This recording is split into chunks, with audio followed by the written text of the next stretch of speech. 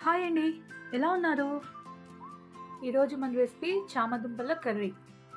కొంతమందికి అసలు ఈ వెజిటబుల్ ఉంది అని కూడా తెలీదు. సో, నాకు కూడా పెళ్ళయ్యే వరకు కూడా ఇట్లాంటి ఒక వెజిటబుల్ ఉంది. దీన్ని ఇట్లా వండుకొని తింటారని నాకైతే అస్సలు తెలీదు. పెళ్ళైన తర్వాత మా హస్బెండ్ తింటూ ఉంటే సరే అని నేర్చుకున్నాననమాట. అప్పుడు ఆయన చెప్పారు ఇది హెల్త్‌కి కూడా చాలా మంచిదని.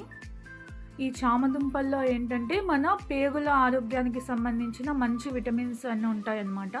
ఇంకా మనకు స్కిన్ ఏజింగ్ అవ్వకుండా కూడా మంచిగా హెల్ప్ అవుతుంది. ఎముకల బలానికి, గుండెకి, ఇంకా రక్తనాళాలకి అన్నిటికీ చాలా మంచి ప్రయోజనాలు ఉంటాయన్నమాట వీటిలో. ఇంకా షుగర్ ఉన్న వాళ్ళకి కూడా మంచిగా తినొచ్చు. ఒక వీక్లీ 2, 3 టైమ్స్ తిన్నామంటే దీని బెనిఫిట్స్ అన్నీ కూడా మనకు బాగా బాడీ అబ్జర్వ్ చేసుకుంటుంది. అండ్ ఈ కర్రీ కూడా పెద్ద ప్రాసెస్ ఏం లేదండి. మామూలుగా టమోటాలు, ఉల్లిపాయలు కట్ చేసి పక్కన పెట్టుకొని తర్వాత ఆయిల్ హీట్ అయిన తర్వాత ఆవాలు, కరివేపాకు, ఉల్లిపాయలు, టమాటాలు వేసి ఫ్రై చేసి అది బాగా ఫ్రై అయిన తర్వాత ఉప్పు, పసుపు, కారం, ధనియా పొడి అండ్ గరం మసాలా ఇది కూడా వేసి బాగా ఫ్రై చేయాలి.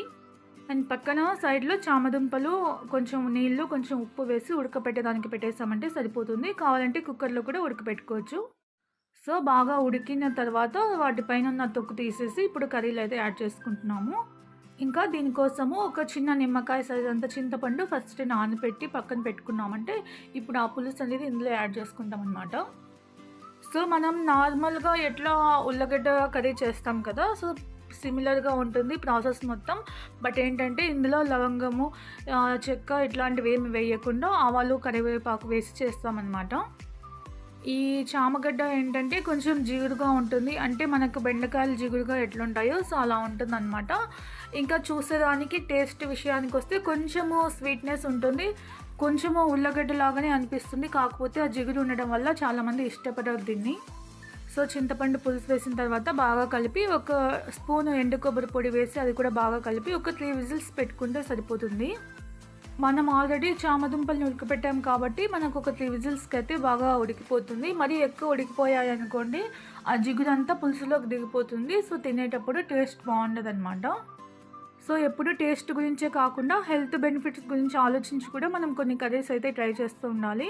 ఇందులో చాలా హెల్త్ బెనిఫిట్స్ ఉన్నాయి కాబట్టి మీరు కూడా తప్పకుండా ట్రై చేయండి. ఇంకా ఏంటి ఇది బాగుండదేమో అనుకోవద్దండి. మంచిగా పుల్ల పుల్లగా, కారం కారంగా బాగుంటుంది తింటూ ఉంటే. మనకి చేపల కూర ఎట్లా అండి ఇప్పుడు ఈరోజు చేసి రేపు పెట్టుకొని తింటే ఎంత బాగుంటుంది. సో, ఇది కూడా సేమ్ అంతే. చేసినప్పుడే కాకుండా నెక్స్ట్‌ది తిన్నామంటే ఇంకా బాగుంటుంది.